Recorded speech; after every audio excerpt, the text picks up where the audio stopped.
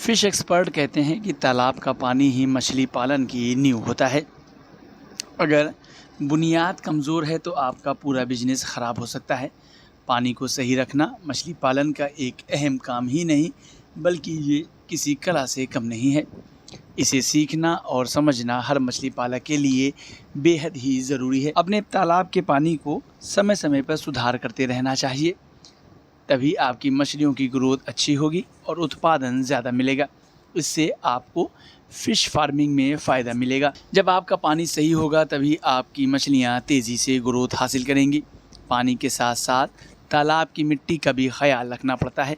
तालाब की मिट्टी सिर्फ उसका आधार ही नहीं, यह मछलियों के लिए वह अहम चीज़ है जिससे मछलियों को सही वातावरण मिलता है। अगर मिट्टी सही नहीं तो फिर मछली तनाव में आ जाती है, उनकी ग्रोथ रुक जाती है और बीमारी बढ़ जाती है। मिट्टी को उपजाऊ बनाना मछली पालन में सबसे अहम काम है। फ़िश एक्सपर्ट का कहना है कि उपजाऊ मिट्टी से तालाब में नेचुरल फूड चेन तैयार हो जाती है, जो मछलियों की ग्रोथ में बेहद ही मददगार होते हैं। क्योंकि कई ऐसी मछलियां हैं जो सिर्फ नेचुरल फूड पर ही निर्भर करती हैं, यानी प्लैंकटन पर। अगर उन्हें प्लैंकटन न मिले तो उनकी ग्रोथ अच्छी नहीं होती। इसलिए बेहद ही ज़रूरी है कि मिट्टी का ख्याल रखा जाए। वहीं दूसरी ओर अगर आपने मिट्टी की देखभाल नहीं की तो यह तालाब की सेहत को ख़राब कर सकता है। मिट्टी को सही रखना हर मछली पालक के लिए बेहद ही ज़रूरी है। मिट्टी को सही रखने के लिए सबसे पहला कदम ये है कि चूने का इस्तेमाल करना आना चाहिए।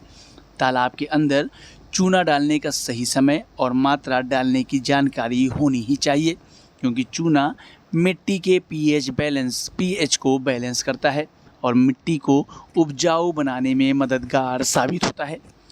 अगर आपने ज़रूरत से ज़्यादा चूना डाल दिया तब मछलियों के लिए नुकसानदायक हो सकता है। जबकि चूना मिट्टी को सिर्फ उपजाऊ बनाता है, बल्कि मछलियों के लिए एक बेहतरीन माहौल तैयार करता है। वहीं गोबर का सही इस्तेमाल करना भी आना चाहिए। तालाब की मिट्टी को उर्वरक बनाने के लिए गोबर बेहद ही फ़ायदेमंद होता है, लेकिन उसका सही इस्तेमाल करना चाहिए। अगर गोबर ज़्यादा हो गया तब तालाब में अमोनिया ज़्यादा हो जाएगी, जो मछलियों के लिए जहर है। अगर आपको हमारा ये वीडियो अच्छा लगा तो हमारे YouTube चैनल को सब्सक्राइब करना न भूलें, बेल आइकन भी ज़रूर दबा दें। इस तरह के वीडियोस को देखने के लिए Facebook और Instagram पेज को भी फॉलो करें।